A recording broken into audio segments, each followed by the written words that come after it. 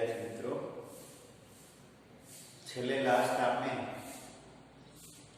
भूचुंबकीय क्षेत्र में चुंबकीय ध्रुवो उत्तर और दक्षिण ए उपरांत चुंबकीय मुख्य अक्ष, चुंबकीय विषुव अक्ष, चुंबकीय विषुववृत्त, ત્યારબાદ जियोग्राफी मेरिडियन। હવે આપણે મેગ્નેટિક મેરિડિયન વિશે ભણીએ। વિદ્યાર્થી મિત્રો, जियोग्राफी मेरिडियन એટલે શું? તો કે પૃથ્વીના રેખાંશમાંથી પસાર થતું કાલ્પનિક સમતલ એને जियोग्राफी मेरिडियन કહીએ। आ जियोग्राफी मेरिडियन ए दरेक देशनी पोतानो प्रमाणित समय नक्की करवा माटे उपयोगमां लेवामां आवे छे। विद्यार्थी मित्रों, मैग्नेटिक मेरिडियन एटले शुं एना विषे आपणे जोईए। तो या पृथ्वी અને આ ચુંબકીય મુખ્ય અક્ષ, ચુંબકીય મુખ્ય અક્ષમાં ચુંબકીય ઉત્તર ધ્રુવ, ચુંબકીય દક્ષિણ ધ્રુવ, જો એમની અંદર આવી રીતે એક ચુંબક વિચારીએ, પોટેટિવ ચુંબકનો n ધ્રુવ હોય, s ધ્રુવ હોય, પણ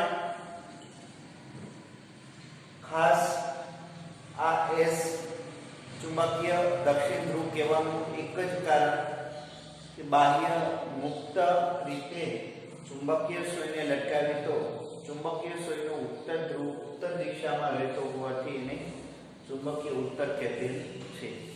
વાસ્તવમાં ચુંબકીય ઉત્તર ધ્રુવ એ अंदर चुंबकीय दक्षिण ध्रुव थाय अने आवी रीते चुंबकीय क्षेत्र रेखाओ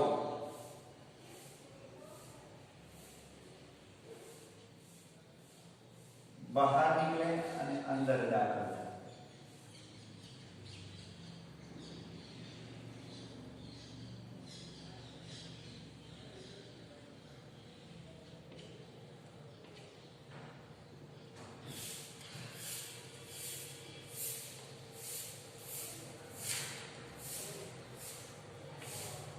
આવી રીતે ચુંબકીય ક્ષેત્ર રેખાઓ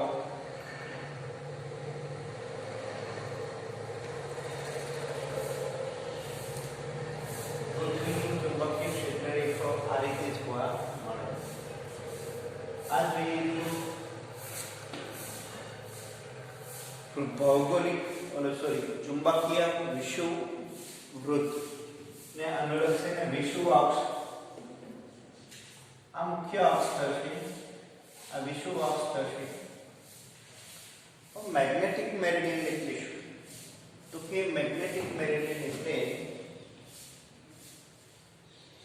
कोईपण स्थळे चुंबकीय क्षेत्र रेखामांथी पसार थता काल्पनिक समतलने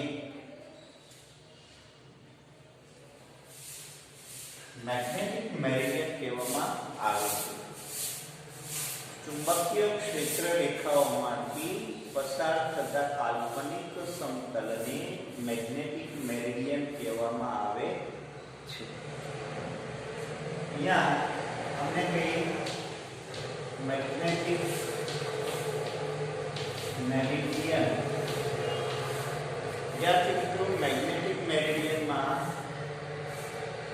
आपणे कोईपण एक स्थळेथी बीजा स्थळे जवुं होय त्यारे चुंबकीय सोयनो उपयोग करता होईए त्यारे मैग्नेटिक मेरिडियन साथे चुंबकीय सोय केटला कोणे वेली होय आ चुंबकीय सोयना डेक्लिनेशन उपरथी आपणे जे ते स्थळे जवुं होय ते स्थळे जई शकीए। अन्यथा शुं थशे?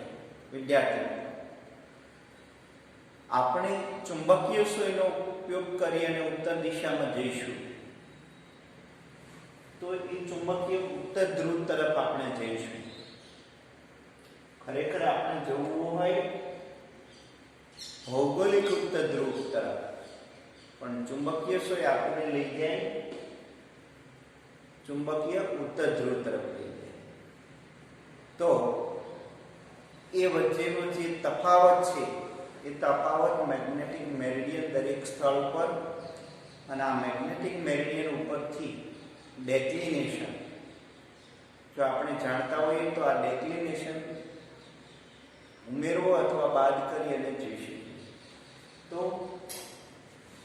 ચુંબકીય ક્ષેત્ર રેખાઓમાંથી પેલું જિયોગ્રાફિક મેરિડિયન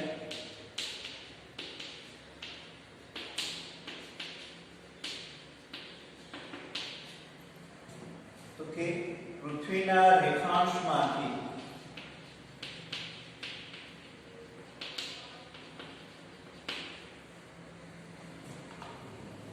પસાર થતા કાલ્પનિક સમતલને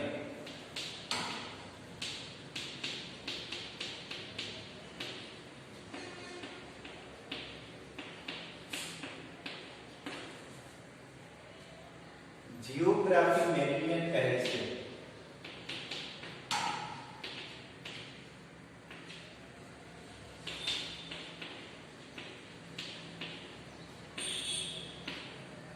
આ એક, ત્યારબાદ બે મેગ્નેટિક મેરિડિયન. મેગ્નેટિક મેરિડિયન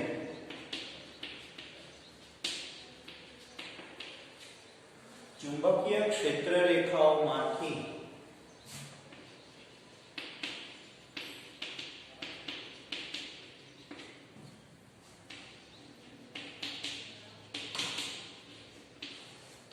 ચુંબકીય ક્ષેત્ર રેખાઓમાંથી પસાર થતા કાલ્પનિક સમતલને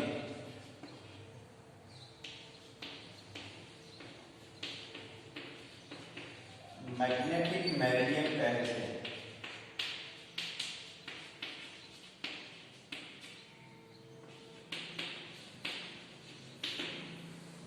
અહીંયા આ જે કંઈ દર્શાવે છે એ મેગ્નેટિક મેરિડિયન છે જે ચુંબકીય અક્ષમાંથી પસાર થશે.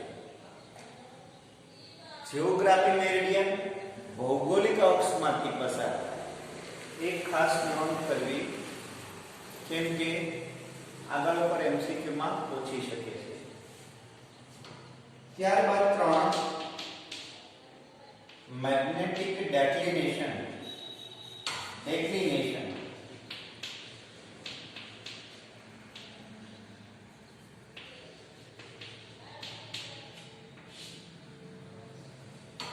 તો ડેક્લિનેશન એટલે શું વિદ્યાર્થી મિત્રો?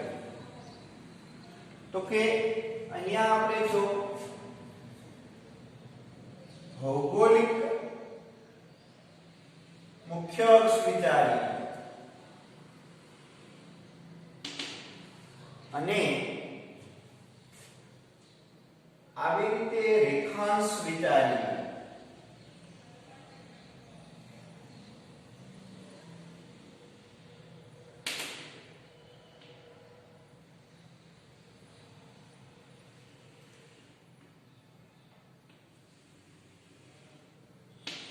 તો અહીંયા ખાસ ધ્યાનમાં રાખવાની બાબત વિદ્યાર્થી મિત્રો,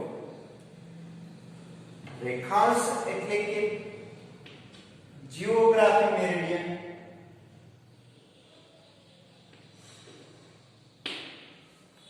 અને ચુંબકીય અક્ષ એટલે મેગ્નેટિક મેરિડિયન જે તે સ્થળે જિયોગ્રાફિક મેરિડિયન અને મેગ્નેટિક મેરિડિયન વચ્ચેનો કોણ જે છે એને આપણે કહીએ ડેક્લિનેશન. એને ફાઈ વડે દર્શાવીએ અથવા ઘણી વખત આલ્ફા વડે દર્શાવીએ છીએ. આલ્ફા કોણ છે જે તે સ્થળે જીઓગ્રાફી મેરિડિયન અને મેગ્નેટિક મેરિડિયન વચ્ચેનો કોણ એને ડેક્લિનેશન કહેવામાં આવે છે. અહીંયા વિદ્યાર્થી મિત્રો ડેક્લિનેશન જેમ જેમ ધ્રુવ તરફ જઈએ તેમ તેમ વધતો જશે. વિષુવવૃત્ત પાસે ડેક્લિનેશન શૂન્ય ગણાશે. એવી જ રીતે આ દિશામાં જઈએ તો ડેક્લિનેશન આપણને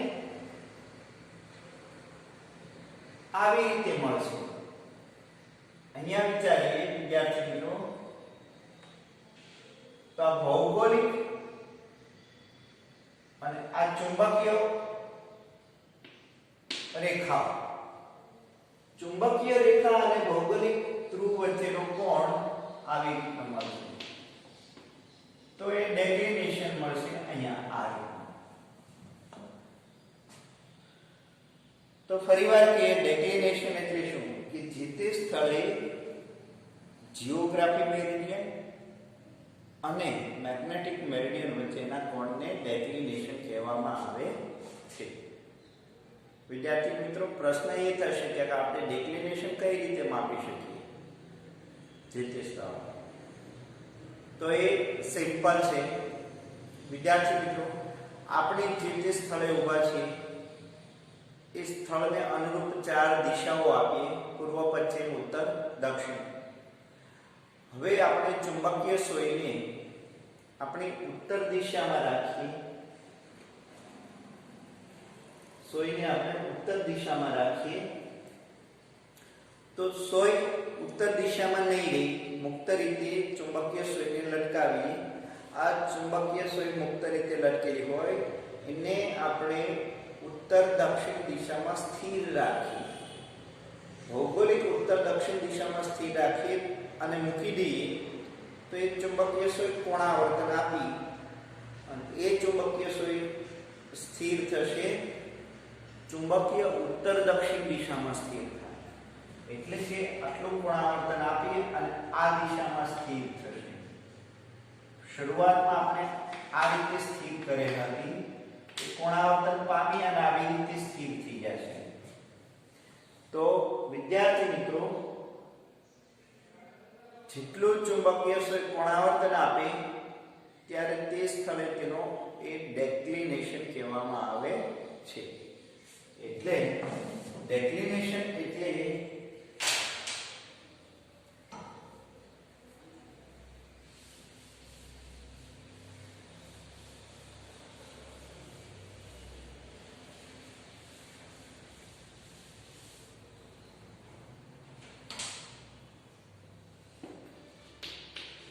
declination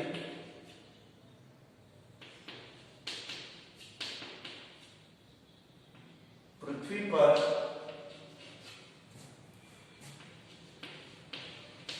જે તે સ્થળે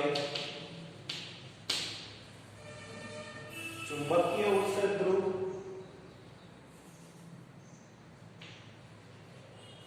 જે તે સ્થળે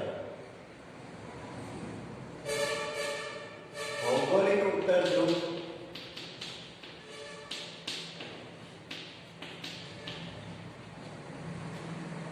અને ચુંબકીય ઉત્તર ધ્રુવ વચ્ચેના કોણને અથવા જીઓગ્રાફી મેરિડિયન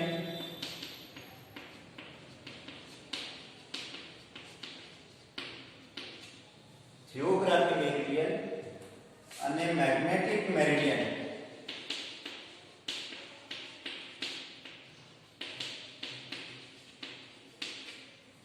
જીઓગ્રાફિક મેરિડિયન અને મેગ્નેટિક મેરિડિયન વચ્ચેના કોણને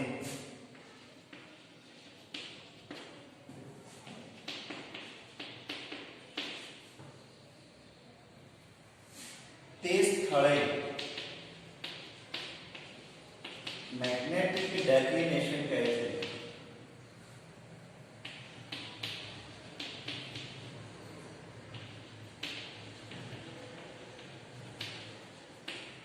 તો મેગ્નેટિક ડેક્લિનેશન ને આપણે આલ્ફા વડે દર્શાવીએ. અહીંયા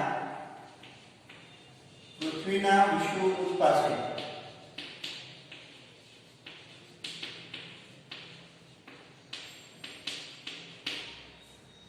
ડેક્લિનેશન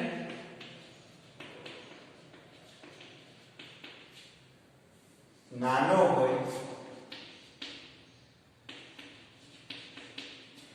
મોટા અક્ષાંશ માટે ડેક્લિનેશન નાનો હોય, નાના અક્ષાંશ માટે ડેક્લિનેશન મોટો હોય. મોટા અક્ષાંશ એટલે આ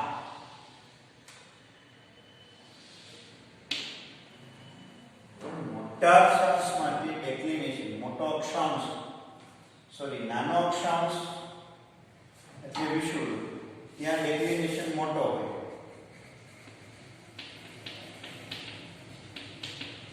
અને નાના અક્ષાંશ પાસે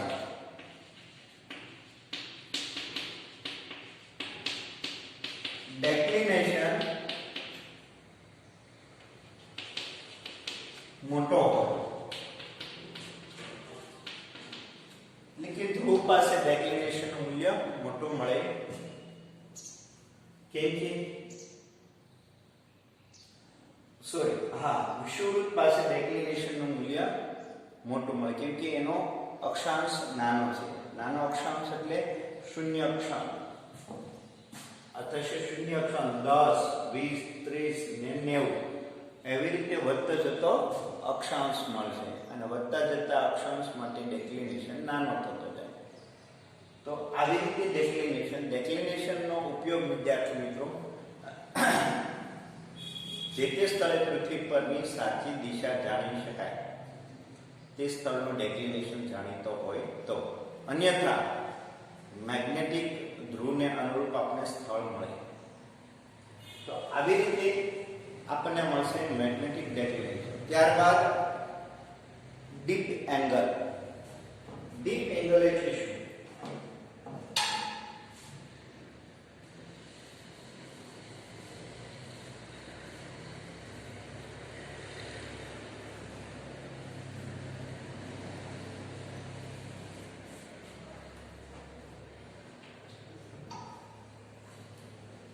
અહીંયા ડીપ એંગલની વાત કરીએ વિદ્યાર્થી મિત્રો તો માત્ર ચુંબકીય ક્ષેત્રની જ વાત કરીએ.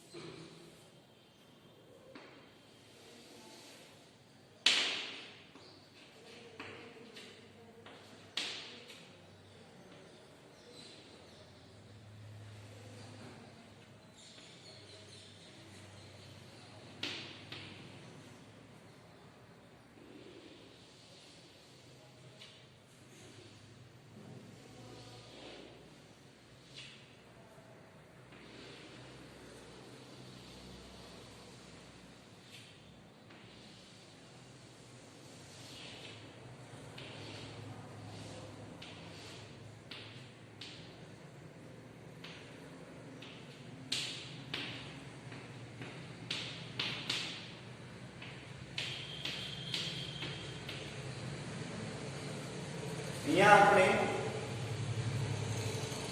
ચુંબકીય ક્ષેત્ર રેખાઓ અને સમતલ વિચારીએ મેગ્નેટિક મેરિડિયન. આ મેગ્નેટિક મેરિડિયન વિદ્યાર્થી મિત્રો જોઈએ તો મેગ્નેટિક મેરિડિયન ધારો કે અહીંયા આપણે વિષુવવૃત્ત પાસે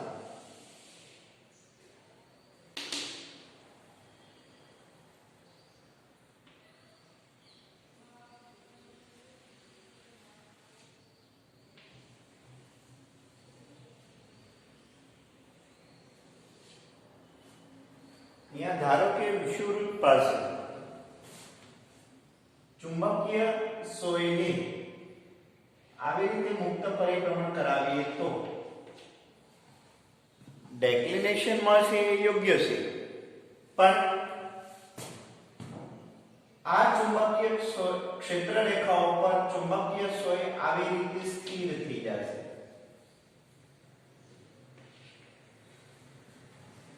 હવે આગળ ઉપર લેતા જઈએ તેમ તેમ ચુંબકીય સોય ક્ષેત્ર રેખાઓને સમાંતર મળશે, એટલે કે સ્પર્શકની દિશામાં ચુંબકીય સોય કોણાવર્તન પામશે. તો વિષુવવૃત્તની સાપેક્ષે ચુંબકીય સોયનું જે કોણાવર્તન મળશે, અહીંયા જોઈએ તો ચુંબકીય સોયનું કોણાવર્તન આ દિશામાં છે, એટલે અહીંયા 90 ડિગ્રી જેટલું નમન આવ્યું. વિષુવવૃત્તથી ધ્રુવ જઈએ તેમ તેમ ચુંબકીય સોય નમન આપતી જશે. આવી રીતે સમક્ષિતિજ હોય તો ધીમે ધીમે ધીમે ધીમે નમન આપતી જાય, કેમ કે ચુંબકીય ક્ષેત્ર રેખા વક્ર છે, એટલા માટે આગળ જતા જતા ચુંબકીય સોય નમન આપતી જશે. તો જે તે સ્થળે ચુંબકીય સોયનો નમન કોણ એને ડીપ એંગલ કહેવામાં આવે છે. તો મેગ્નેટિક મેરિડિયનમાં ડીપ એંગલ એને ફાઈ થી મેગ્નેટિક મેરિડિયનમાં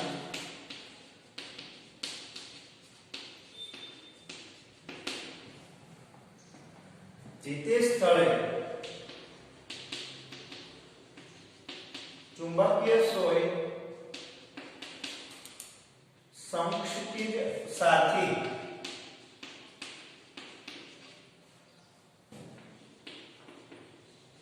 જે નમન કોણ આપે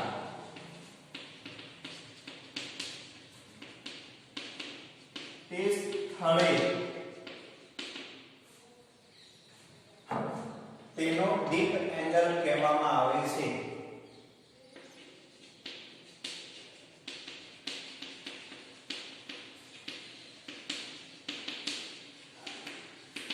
તે સ્થળે તેનો ડીપ એંગલ કહેવામાં આવે છે.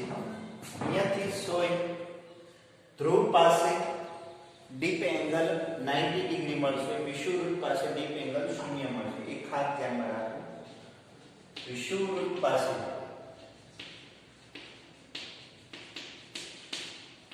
Deep angle phi is equal to 0, ધ્રુવ પાસે deep angle phi is equal to 90 degree. મહત્તમ ડીપ એંગલ 90 અંશનો હોય.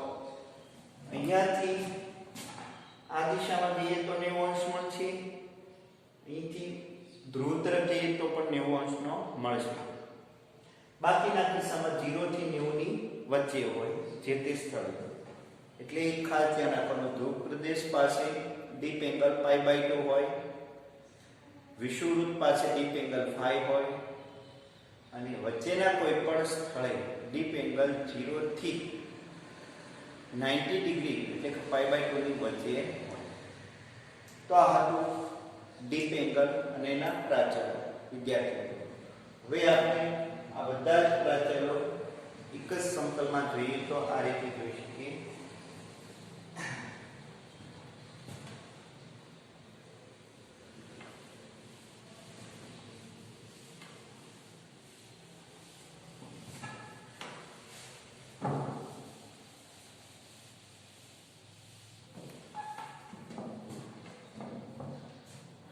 ધારો કે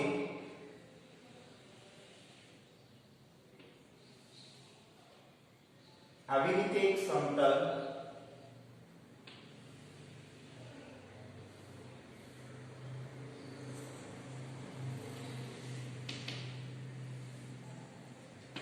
અને એક આ રીતે સમતલ દોરીએ,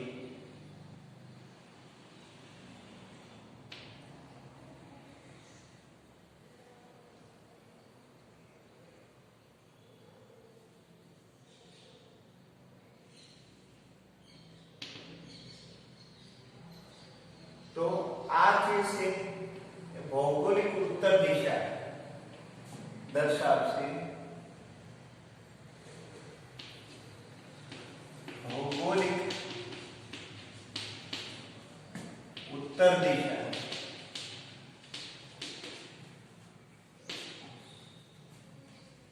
અને P Q R S નામાંથી અને આ જે છે એ ભૂચુંબકીય ઉત્તર દિશા ભૂચુંબકીય ઉત્તર દિશા એને P Q dash R dash S dash આપી એટલે સમતલ PQR S જીઓગ્રાફી મેરિડિયન થશે.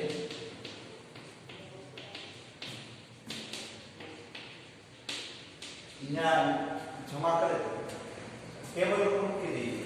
આ બાજુનું ટેબલ છે એમાં વિશે લખેલા જીઓગ્રાફી મેરિડિયન થશે. આ જે છે એ જીઓગ્રાફી મેરિડિયન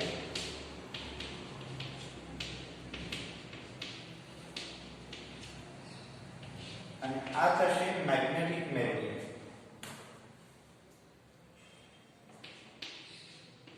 જે મળશે P Q dash R dash S magnetic meridian. વિદ્યાર્થી મિત્રો, હવે આ બંને વચ્ચેનો જે કોણ મળશે એને આલ્ફા પી આલ્ફા એ ડેક્લિનેશન કહેશે. જીઓગ્રાફી મેરિડિયન અને મેગ્નેટિક મેરિડિયન વચ્ચેનો જે કોણ છે અને ડેક્લિનેશન કહે છે. હા ઓફિસમાં આવવાનું. હા ડેક્લિનેશન કહે છે. હવે વિદ્યાર્થી મિત્રો, એમાં મેગ્નેટિક મેરિડિયનમાં ચુંબકીય સુઈ આ રીતની ગોઠવી. આ ચુંબકીય ક્ષેત્ર રેખાઓ ચુંબકીય ક્ષેત્ર રેખા. તો ચુંબકીય ક્ષેત્ર રેખામાં જો આપણે એવું વિચારીએ, ધારો કે અહીંયા ચુંબકીય ક્ષેત્ર રેખા આ રીતની હોય, ચુંબકીય સુઈને લટકાવીએ તો આ રીતે ગોઠવાય. તો આ બિંદુએ ચુંબકીય ક્ષેત્ર ભૂચુંબકીય ક્ષેત્ર આ દિશામાં હોય છે. એમને BH વડે દર્શાવીએ સ્પર્શકની દિશામાં. જ્યારે સમક્ષિતિજ સાથે જેટલો એંગલ આપે એને ફાઈ. તો અહીંયા ફાઈ ને ડીપ એંગલ કહેવામાં આવે છે. શું કહેવામાં આવે છે? ડીપ એંગલ કહેવામાં આવે. તો આ જે કઈ દર્શાવી એને ડીપ એંગલ કહીએ. અહીંયા સ્પર્શકની દિશામાં ચુંબકીય ક્ષેત્ર જોવા મળશે. હવે મેગ્નેટિક મેરિડિયન માં ચુંબકીય ક્ષેત્રને અનુરૂપ બે ઘટક મળશે. આ ઘટક મળશે, સોરી અહીંયા B લઈએ તો BH ઘટક મળશે, અથવા બુકમાં કેપિટલ H વડે દર્શાવેલું હોય તો આને આપણે આમ કહીશું HH સમક્ષિતિજ ઘટક. અને આનો એક ઘટક મળશે આ દિશામાં HB ઉર્ધ્વ ઘટક. કેમ કે આ ચુંબકીય ક્ષેત્રની આ દિશામાં અસર જોવા મળશે અને આ દિશામાં પણ અસર જોવા મળશે. એટલે H ના ફાઈ ને અનુરૂપ બે ઘટક જોવા મળે. H નો એક સમક્ષિતિજ ઘટક જેને H વડે દર્શાવાય જે મળશે h cos phi એને કહીએ સમક્ષિતિજ ઘટક.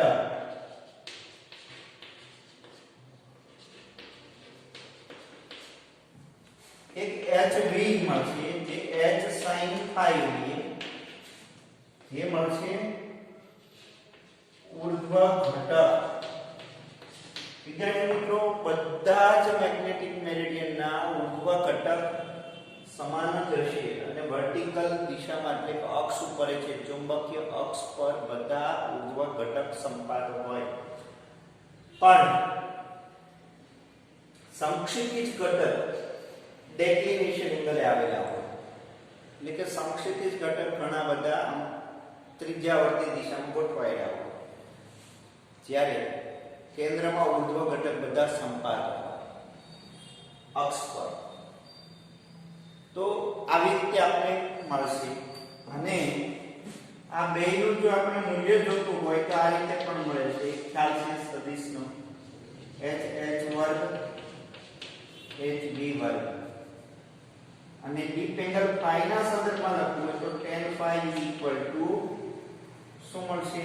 hv ના છેદમાં hh. જે આગળ ઉપર આપણે સદિશના ચેપ્ટરમાં ભણી ગયા સેમેસ્ટર 1 માં વિદ્યાર્થી મિત્રો. તો એક પ્રકારનો સદિશ છે. આ સદિશના બે ઘટક છે, સમક્ષિતિજ ઘટક અને ઉર્ધ્વ ઘટક. બંનેને આ રીતે રજૂ કરી શકાય, બંને ઉપરથી મૂલ્ય મેળવી શકાય આ રીતે, અને એનું કોણ શોધી શકાય. ડીપ એંગલ છે તે સ્થળે શોધવું હોય તો આવી રીતે મેળવી શકાય.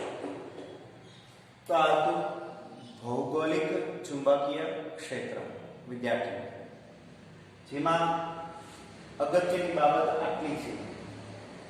આગળના વિડિયો લેક્ચરમાં અને આ વિડિયો લેક્ચરમાં ઘણું બધું આપણે ચર્ચાઓ કરી, પણ ભૂચુંબકીય ક્ષેત્રમાં સૌથી અગત્યના પ્રાચલો હોય તો એ આ બધા પેરામીટર.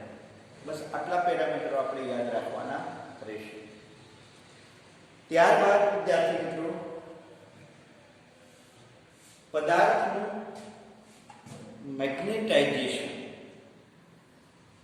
આગળ ઉપર દ્રવ્યના ચુંબકીય ગુણધર્મો ટેક્સ્ટ બુકમાં આવે છે, પણ 30% સિલેબસ ને અનુરૂપ દ્રવ્યના ચુંબકીય ગુણધર્મો આ વર્ષે દૂર કરવામાં આવ્યા છે. એટલે કે ચુંબકીય ગુણધર્મને આધારે દ્રવ્યનું 3 વર્ગમાં વિભાજન કરવામાં આવે છે: પેરામેગ્નેટિક પદાર્થ, ડાયામેગ્નેટિક પદાર્થ અને ફેરોમેગ્નેટિક પદાર્થ. તો આ 3 પદાર્થો દ્રવ્યના ગુણધર્મના આધારે વર્ગીકૃત કરેલા છે.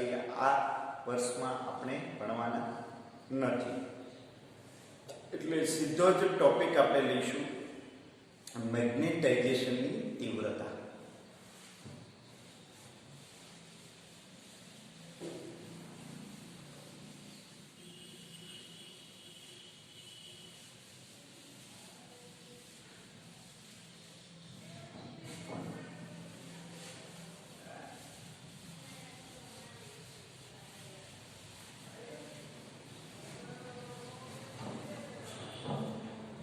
નેક્સ્ટ ટોપિક આપણો છે મેગ્નેટાઇઝેશન એટલે શું?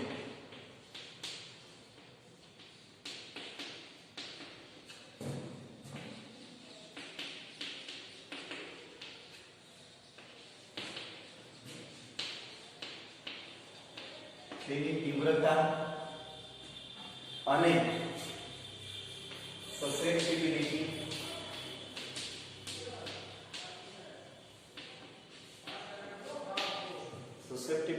સમજાવો.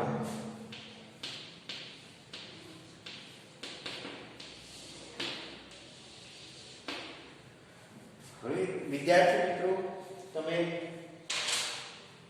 દરેક ભણી ગયા હશો રસાયણ વિજ્ઞાનમાં કે દરેક પરમાણુને પોતાની ચુંબકીય ડાયપોલ મોમેન્ટ હોય.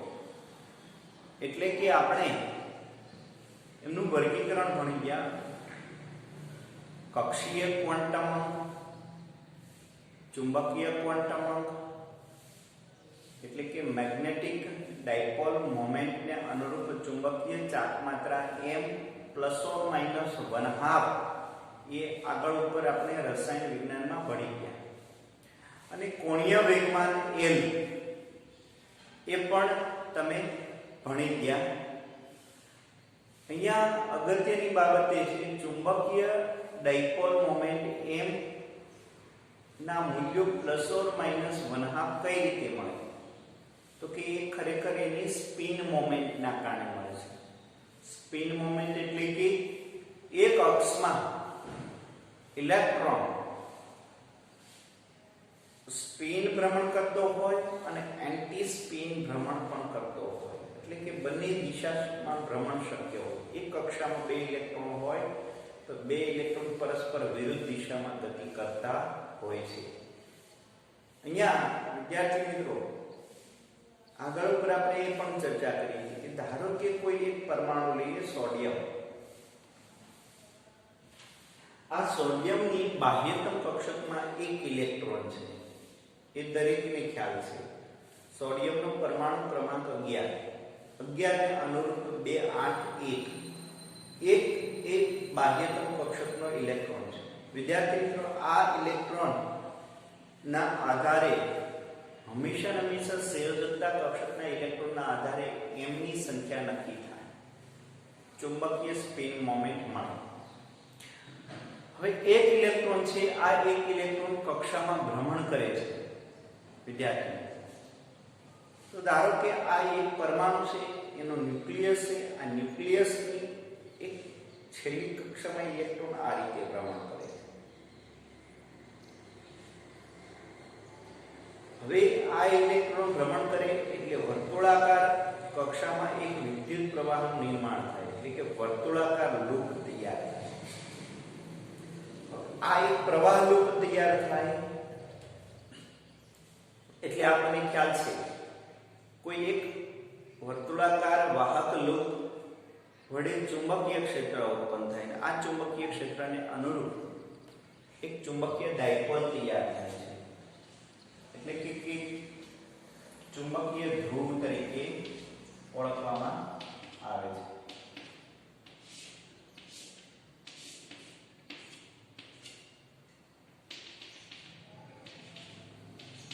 આવી રીતે એક પ્રવાહ લૂપ ચુંબકીય ડાયપોલ તરીકે વર્તે છે કે બાહ્યતમ કક્ષકમાં રહેલો ઇલેક્ટ્રોન કક્ષીય ભ્રમણના કારણે એની એક ચુંબકીય ચાર્જ માત્રા મળે.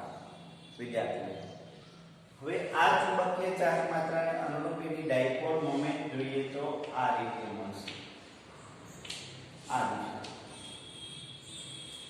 તો આવા પરમાણુથી પદાર્થનું નિર્માણ થયેલું હોય ત્યારે જો પદાર્થમાં શરૂઆતમાં પરિણામી ચુંબકીય ડાયપોલ મોમેન્ટ 0 હોય તો એનો મતલબ એવો છે કે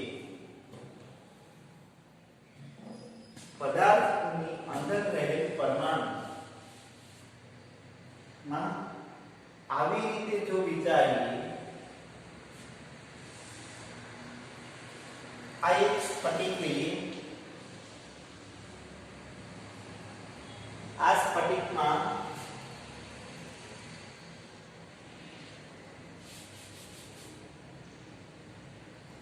અલગ અલગ દિશાઓમાં ડાયપોલ મોમેન્ટ મળતી હોય.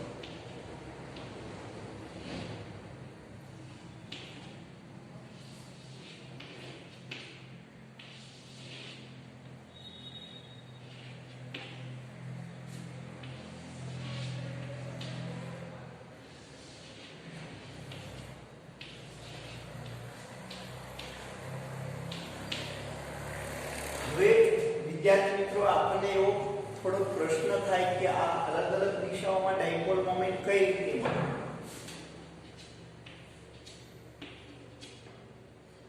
m1 m2 m3 m4 દાખલા તરીકે કોઈ ઇલેક્ટ્રોન આવી રીતે આ સમતલમાં ભ્રમણ કરતો હોય, કક્ષા એક જ છે પણ ભ્રમણ આ દિશામાં કરતો હોય ત્યારે એની ડાયપોલ મોમેન્ટ આ દિશામાં મળતી.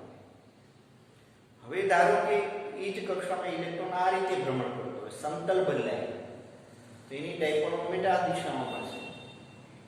એ જ કક્ષામાં ઇલેક્ટ્રોન આવી રીતે ભ્રમણ કરતો હોય, ત્રિજ્યા સમાન છે પણ અલગ અલગ મળશે. એટલે કે આવી રીતે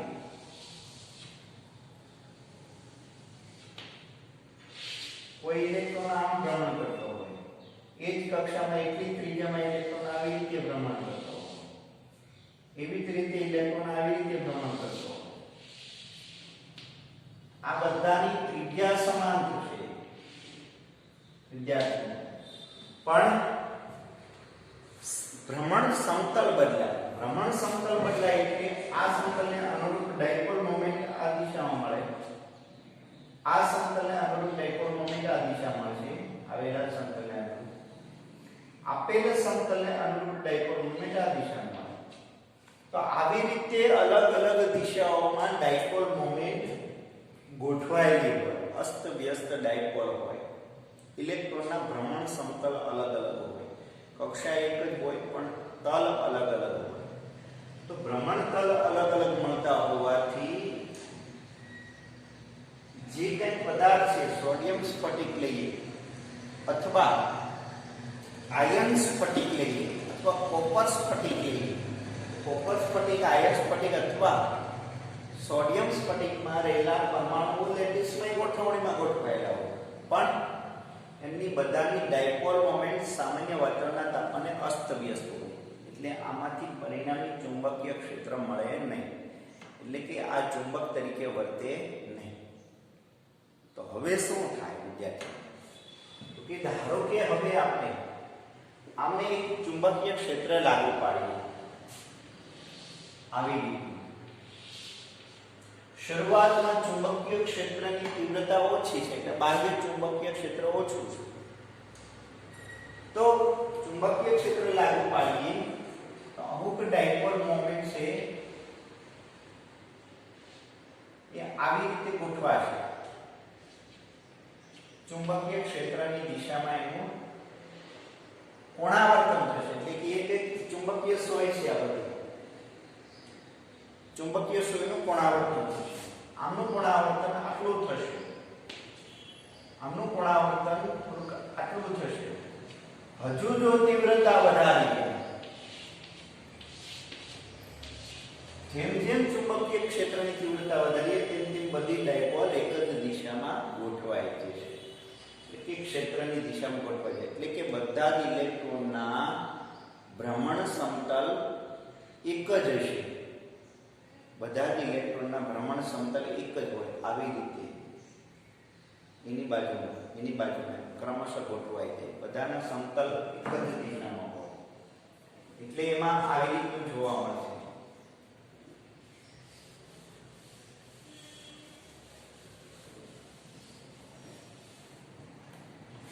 વિદ્યાર્થી,